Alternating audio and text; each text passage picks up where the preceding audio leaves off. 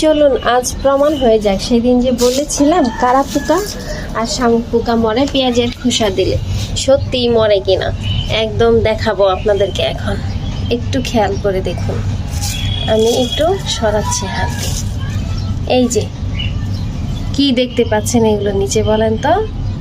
এই দেখেন শামুক পোকা মরে এরকম, এই যে মুখ দিয়ে ফেনা বের হয়ে আছে, শামুকগুলা মুখ দিয়ে ফেনা বের হয়ে আছে, আর পেঁয়াজের খোসার নিচে এসে জড়ো হয়ে গেছে একদম।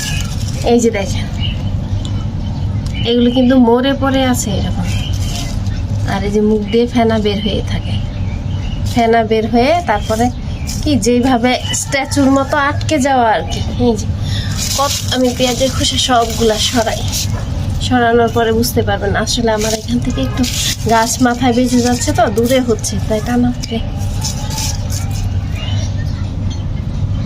দূর থেকে ভিডিওটা টানা ফেলে নিচ্ছে। এই যে শামুকের মুখে ফেনা বের হয়ে এই যে এরকম উল্টে পড়ে আছে।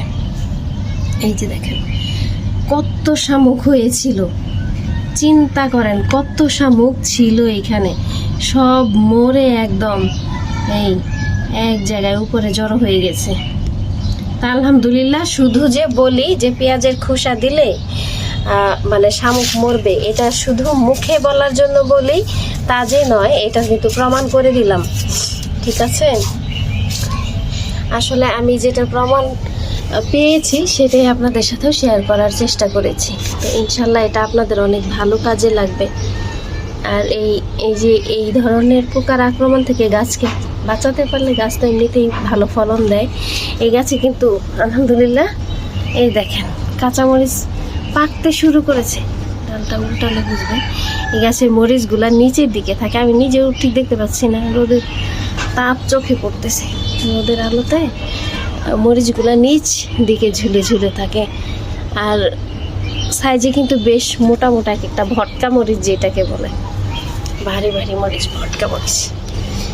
ঠিক আছে, এবার বিশ্বাস হলো তো? এবার নিশ্চয়ই বিশ্বাস হয়েছে, এখন আপনিও ট্রাই করতে পারেন অবশ্যই।